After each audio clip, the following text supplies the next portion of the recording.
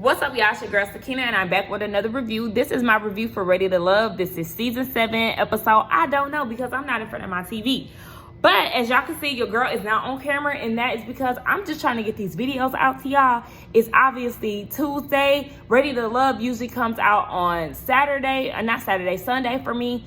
So yeah, I'm obviously late because I have been out of town. And I just got home yesterday, so your girl is tired. I'm working both of my jobs, like literally at the same time. So yeah, I'm just really trying to push these out for y'all so y'all can have something and I can stay consistent on these YouTube streaks. So if y'all hear a little echo, please don't mind that. I do have my headphone in, so hopefully that kind of cuts some of the echoing out. But I'm not working from my room today. I'm working at my work office area. So I'm in the living room and the ceilings are a bit higher. So just, keep that in mind. If you hear an echo, I'm sorry, I'm not in my room today. So anyway, let's go ahead and get into this review, y'all. So it's the women's week to send a man home, and the men are going to meet the ladies' friends. It's 7 women left, and at this point, they feel like they need some perspective. But to me, I feel like it's too soon. Nobody is really locked in with the exception of Brandy and Mike. But nobody else is really making solid connections enough to really make me feel like, okay, you can bring the friends in and see, what they think about it. I don't know what y'all think. It's too soon for me though. So we see Jamala, her friends, and Rob. Whoever house that was out of her friends, baby, that house was laid. I said, okay, house, let me come stay over there. It was giving Airbnb. It was real cute. But they were trying to get to know Randall, and he was saying that he's new to Miami. One of the friends had to ask, okay, well, baby, you new to Miami. Where you was coming from in D.C.? Was you trying to run away from something? A crazy ex-girlfriend? Was you in them streets? What's going on? I feel like that's a good question because, baby, you never know. These people will start a new life somewhere else and forget about all their troubled past, and then they come back, and it's just like, I did not ask for all of this. Stay away. So, I think it's a good question, but you want to keep in mind that people still be lying. Anyway, they asked how many how many good connections he had. And he was honest, and he said that he had 2 other ones, but he feels like Jamala is his bestie. And y'all know how she feel about her rah-rah, so she's feeling butterflies and all of that. And after the meetup with the friends, he feels like they're growing closer together, and the friends do tell her that they like Randall a lot, and he feels genuine.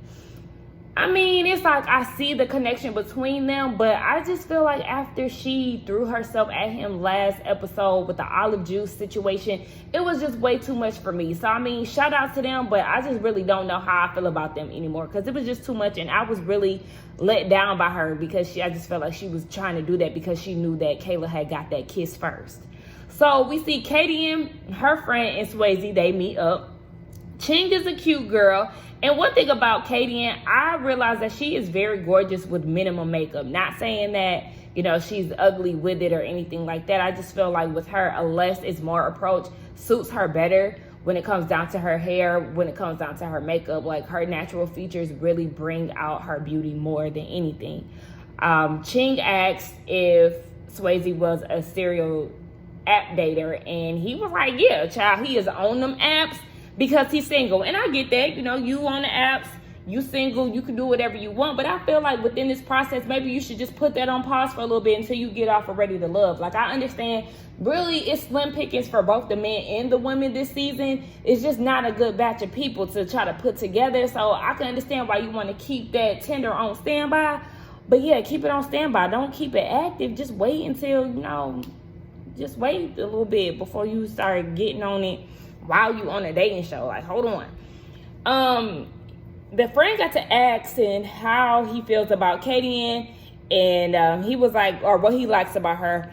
And she was like, no, he was like, look at her, she's attractive. But I didn't like the fact that he didn't give anything regarding her character. It was just more so, yeah, she's beautiful. And they like, okay, well, that's very common here in Miami. What? And then he was like, well, she's my type. What's his type? Any type. And Katie turned up her face and was like, I'm not a Latino woman. So then that's when we learned that within the past 3 years of him being single, he's only dated Latino women and no black women in that time frame. when he said that I'm gonna have to learn how to branch out, when they were talking about him just dating women, Latino women within the last 3 years, that kind of sent off a little alarm for me, because it's like, if you're gonna have to learn how to do that, then it gives the idea that you don't date black women. Now, I can understand how his words could have been mixed up or whatever, because they were kind of, coming at him hella hard. But I was just like, you shouldn't use that. I'm going to have to learn how to branch out when it comes down to dating black women. Either you date them or you don't. But that whole branch out thing is just like, oh, I'm going to have to try to learn how to date them. That gave off the wrong signal. So Ching acknowledges that she's mixed, and she felt like that was a red flag. And Swayze in his confession was feeling like Ching was being disrespectful, because it's like, how is that a red flag when I'm just expanding my horizons? And then that's when I was kind of like, but are you really trying to expand your horizon when you have to branch out on your own race? Now, here's the thing too, because I forgot to mention this.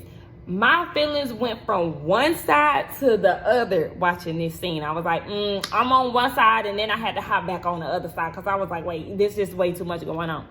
So he basically said that Ching is getting on his nerves, and he started to shut down. Like, you could see that he was no longer interested in the conversation, and he was clearly annoyed. So Katie accused him of not dating black women, and he got so upset. He was like, bruh, like in his confessional, like, how could you even fix your mouth to say something like that when you know that my daughter is black, my baby mom is black, my mama black? Like, he is here for black women, so don't try to make it seem as if I don't date black women. And that's when I went back to Swayze's side, because it's like, okay, what you're doing is putting words in his mouth, and that's not what he said.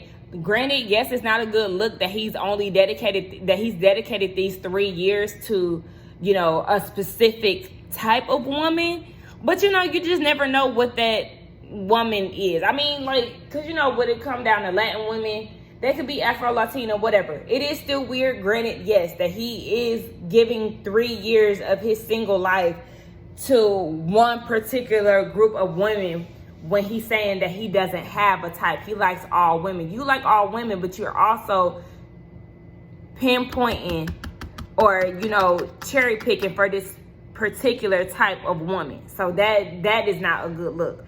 So Katie started laughing in his face, and I would be irritated with him, because I'm not with him, but I would be irritated as well if I was him, because that's one of my biggest pet peeves.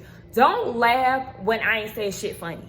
We know that Swayze is a jokester and all of that. He clearly was not joking in this scene. And y'all sitting here cackling and laughing in his face. And I felt like that was very disrespectful, because if the roles were reversed, y'all would deem him as disrespectful if he was laughing at y'all while y'all trying to be serious about, how y'all feel about a situation. So at that point, he was ready to go, child. He went on home. So we see that Trinika, her friends, LJ, Randall, and Brokey, they all get together. Brokey is Justice, for anybody who was wondering. But that's kind of self-explanatory if you've been watching the season. Miss Fran brought out the cards. She was prepared for the questions, and I was like, oh gosh, okay, here we go. So she was asking, because LJ came first. He was the first one out of the 3 men to show up. And she was asking LJ, will you be here to shield her in time of need? Where do you see yourself in 5 years? Would you consider getting remarried? He had questions for all. He had answers for all questions. And he said that he really likes that her friends are in her corner and have her best interests. So in walks Brokey. And he's, hyping himself up. If they talking about this, then that's up my alley. But if they coming at me like this, then that's not up my alley. But if they talking about this, that's up my alley. I am the alley. Nigga, more like AliExpress with your cheap ass. Shut your ass up. So, they present him with a line of questions. And they say, have you ever been disloyal in a relationship? And he admits that he has. And we also learned that he was in the league. I said, oh, well, that's probably where the arrogance stems from.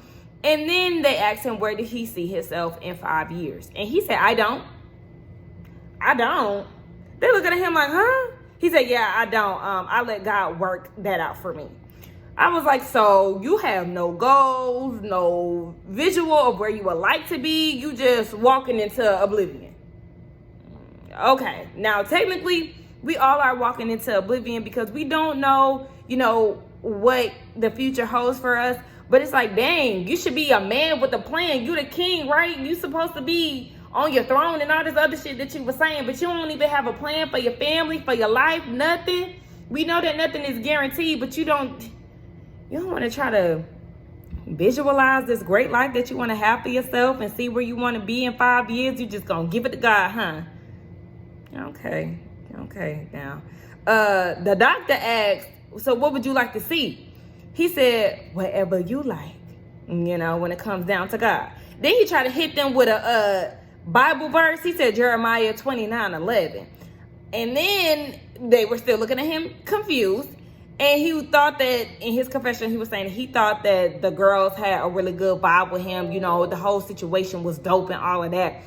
But I said, see, my whole situation with you, Justice, is that you thought you was going to get them with that Bible verse. And you left them just as confused as they were when you walked in. Like, what are you talking about? You really thought you ate with that one and you didn't. So, he now enters the building, or the outdoors, because they was outside. And they start asking him questions. He's into fitness. He admits that he can be a ladies' man because he's friendly. And the friends want to know if they've been kissing, him and Trinika. And he was like, we had something. Can you clarify? Because what the hell does that mean? I said, Randall was out here kissing all the girls. He is the male Kayla. And at this point, Justice is salty and he decides to leave. He said in his confessional that most women will want you to talk to them or take them from the man. I'm not showing you nothing. You show me. Justice, we get it. Every episode, we get that you are broke, you're cheap, you like everything free, and you're not chasing a woman. We get it. You don't have to beat us down with those fun facts about you every episode. We get it. Shit. At this point, please go home and tend to that business that ain't getting no promotion on this damn show. So after they leave, after all the men leave, the ladies are not interested in Justice the Joker. And I like the fact that they gave him that nickname because now, and I want to give a big hand clap to Trinika's friends. I feel like they asked the best questions. They had the best sense of who was there for her and who wasn't there for her. Like, they just really paid attention to what was going on, because when they peeped the fact that he was trying to gain their interest, or, he was trying to gain likes from them based on mentioning spirituality, they clocked that shit. I said, oh my gosh. We see each other, ladies. And baby, when I tell you Miss Pilot friend felt the demon spirit on him, she was like, he is not a nice man. And I said that, I told y'all that he had a nasty energy, but yet he wanted Katie in to hug him down at the go-kart thing. Absolutely the fuck not. Don't put that negative energy on me. Get away from me, you damn demon, you. So they feel like Randall was playing the game, but they absolutely love LJ. And Trinika is saddened by this because she doesn't know why they don't like Justice.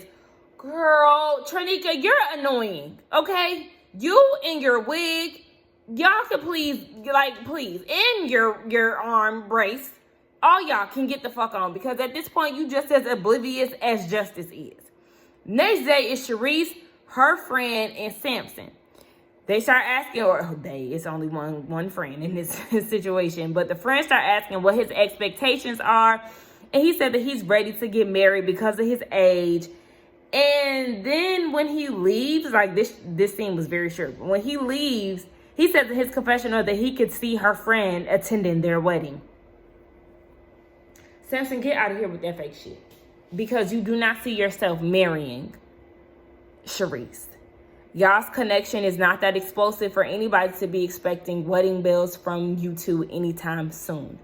So, performative. Moving on to Kayla, her friend, and Mike. Kayla's friend asks, what's your connection with Kayla? Oh, I forgot, Randall showed up too. But the friend was asking her connection with Kayla. And he said that he's still trying to figure it out because she kissed her other connections. I'm like, Mike, you acting too pressed about these kisses, and from what somebody told me in the comments, you had kissed her off camera. So why you keep bringing up these kisses? And Kayla, why you ain't blasted his ass yet? Because you're not about to keep playing me, but yet your ass was slopping me down as well. So how different are you from these men? Like, shut your ass up. He like, I haven't kissed anybody. Like, shut your ass up. So his worst nightmare, aka Rah Rah, shows up. And Randall notices that Kayla is very uncomfortable because the two men are in the room. And he admits that she's one of his highest connections when he's talking to her friend. But he said that they've always been interrupted, with the exception of the date that we had seen them on a few episodes ago. He was like, yeah, we definitely need more time. And then Mike interjects and he says that Randall is the guy who Kayla kissed. Again, pressed. And what I did not like about Mike in this scene was the fact that he was joking way too much. Can we get a little bit more sincerity on what's going on? But at this point, I don't really expect that when it comes down to meeting Kayla's friends. And that is because he's looking at Kayla as something to have sex with. Remember, he said that she's the video vixen, whereas Brandy is the wife. So he's not going to take her serious. He only gonna do what he want to do with her behind the scenes and then try to walk away into the sunset with Brandy at the end. So it's always fuck Mike when it comes down to that. I don't like him. Like I said, he's just very strange to me. It's something very strange about him that I don't really get down with. So what else? Oh yeah, after the men leave, the friend felt like Mike wasn't straightforward. She peeped the same thing that I peeped. And she said that she felt like Kayla isn't giving Randall the proper chance. And she started crying because the friend feels like she's so wrapped up in Mike. And she was like, yeah, like basically she was making the wrong decisions. But it's like, girl, even if you tried to give more time to Randall, I think he is going to choose Jamala out of all three of the women. So it's like, yeah, you're an option for him, but you're not the choice. If y'all know what I'm saying. Like, it's like, okay. And girl, wipe them damn tears, because ain't no way in hell I would be crying over any of these fools. Moving on to Brandy, her friend, Samson, and Mike. Honey, Samson and Brandy accidentally kissed. Awkward. Like, what? Oh my gosh. See, that be that awkward shit that I be so nervous for, because it's like, obviously you didn't mean to kiss the man on purpose, but it's you didn't mean to kiss the man on purpose. You didn't mean to kiss the man, but y'all here with it. So now it's just like, I mean, it's like, it's a kiss, but do it really count? Because it wasn't planned like that. It was like literally an accident. Our lips just touched each other. Ooh, I wouldn't want to be in that situation. So Samson was saying that he's attracted to Brandy, and then he addresses her directly and was like, do you know that? And she was like, nah, like, I really haven't heard you say anything like that. So then he lets her know straight up, like, he's more interested in getting to know her. And I'm like, okay, yeah, that sounds all good, fine and dandy, but we know that Samson has a way with words. So it's like, he can definitely make you feel like you're the only girl that he's feeling or whatever. But in reality, it's not. He's just an easy person to talk to. He could communicate very well. So it's like he has that gift of making you feel like he's talking about you, but he can also be talking about multiple women, or he can be talking to multiple women the same way that he's talking to you, if y'all know what I'm saying. Like, you just got a way with words, Samson. So it's hard to believe everything that you say because you treat everybody the same. So Mike comes in and he's bearing gifts for both of the ladies. And her friend asked if he wanted to have kids with her. And he said that he's open to it. And every time I hear him say that, I don't believe him. Like, why? You don't want other kids. And let me stop yelling because it's a little echo in here. But like, yeah, stop lying. The friend was no damn help because she like both of them in. And I'm just like, oh, whatever. I don't care. Okay. Looney, her friend, LJ, and Justice the Joker, they all get together. We learned that Brokey is an event planner. So that's why he be having to leave with his dry clean clothes out the door to certain mixers and stuff, because he's an event planner. The friend was asking, when do you require sex? And he said, I don't think about sex. I can have sex in multiple ways. I can just look at you. Okay, telekinesis head ass. Like, I get so tired of hearing him talk. And in this scene, he was talking like a used car salesman or something. Like, he was trying to sell the people on something. I don't know. I just didn't like the cadence of, like, I didn't like his cadence. I didn't like the verbiage. Like, everything that he was saying, it was just like, ew, like, shut up. So then LJ enters the room, and the friend asks him the same question. How do you feel about sex? And LJ is ready to get it in. He don't know about no 90 days, think like a man type shit. He's an island boy, so he's trying to get it in, okay? That was a terrible island accent. Please excuse me. I'm trying to keep myself awake. So, they asked how many connections, or was this question towards LJ? Yeah, it was for LJ. How many connections do you have? And he said he has 2 good ones, and Looney is at the top, but Sis is not returning his calls. So then she goes and says, well, you know, I'm not really a phone person. Girl, like, I'm gonna need y'all grown people to get out of that I'm not a phone person type of thing. Sad to say, it's gonna be like that for a long time, because the way these kids and this, like, the younger generation, how they don't like to call you or pick up the phone, they like to text and everything. This is going to be an ongoing thing. But I'm just kind of looking at Looney like, girl, do you not realize that communication is part of building a relationship with somebody?